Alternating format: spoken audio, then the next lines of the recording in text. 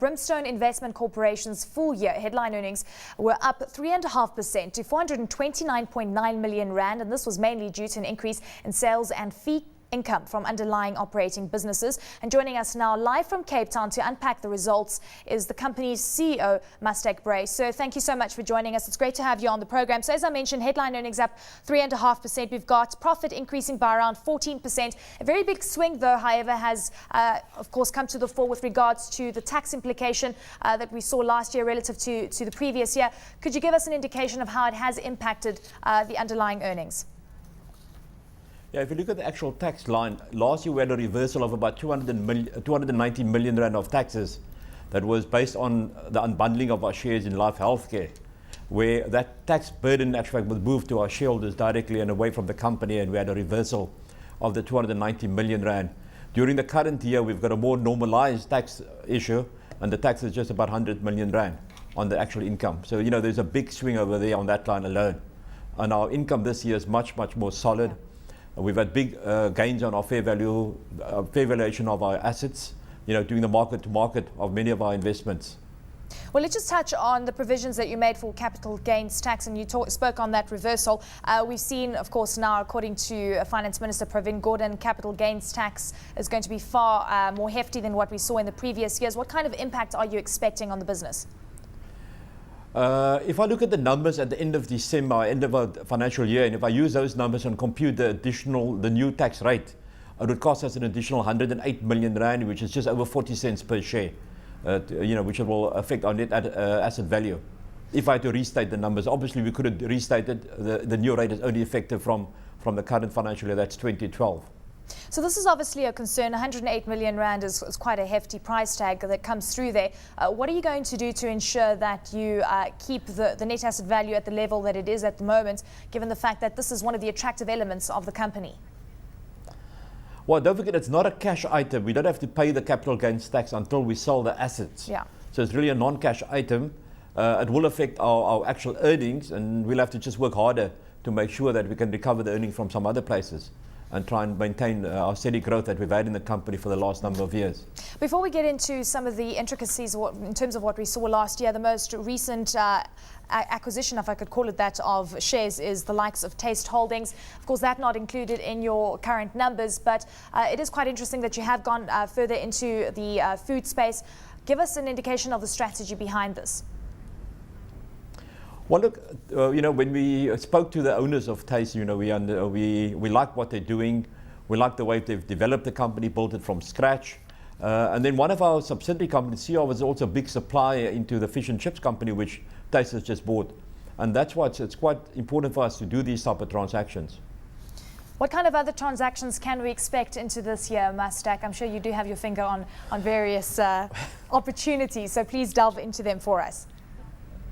Yeah, look, there are plenty of opportunities around, but, you know, until you've signed and paid for it, you can't talk about them. You know, we're a public listed company. There's confidentialities with most of these transactions. We've got the JSE rules to abide by. So we just carry on doing our work, and at the right time and at the right place, we will make those announcements. With regards to the overall sectors that look attractive, could you at least give us a bit of light onto that? Look, we still like the financial services sector. We've got quite heavily involved in there.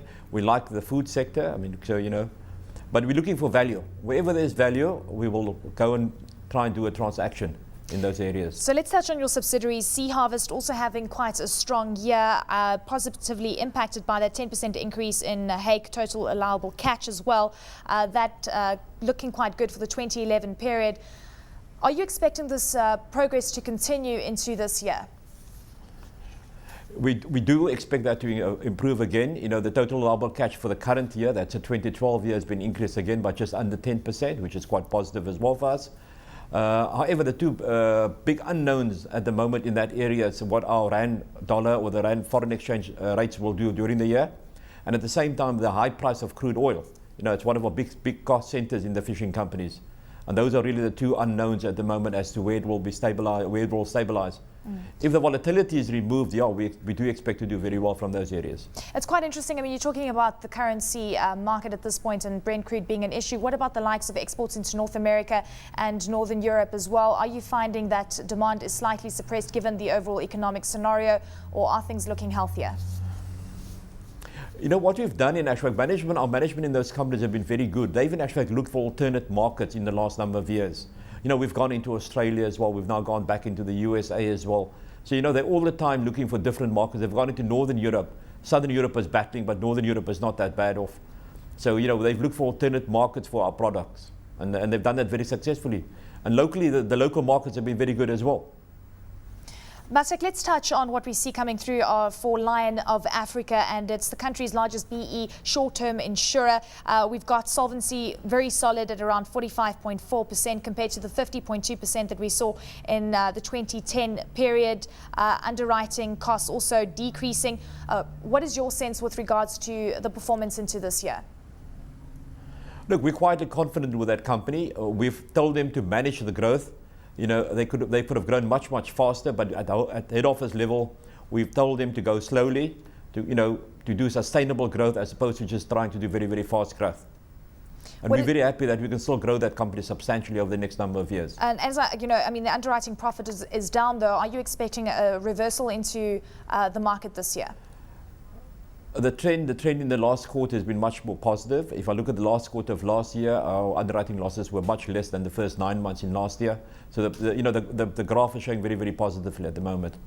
Let's touch on the house of Mustaq, and we saw the overall manufacturing sector starting to show a little bit of life, and this being reflected in the numbers. Of course, government incentives also starting to impact positively on this subsidiary.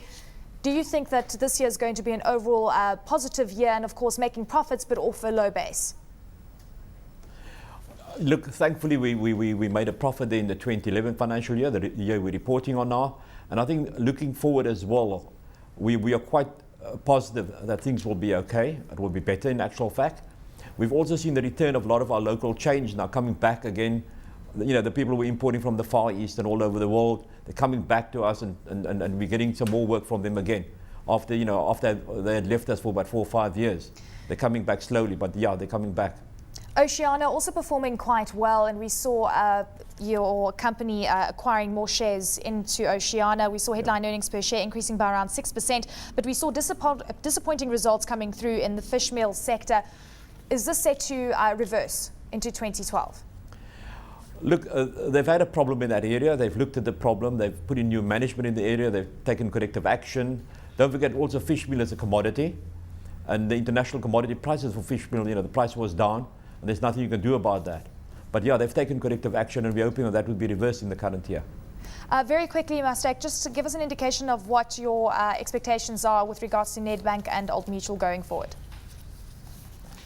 Well, look, I think the Nedbank and Old Mutual has done very well for us in the last year. I think that both companies, Nedbank results came out last week. It was very positive. Their earnings were up by 26%, and we are very proud to be their partners, both Old Mutual and Nedbank.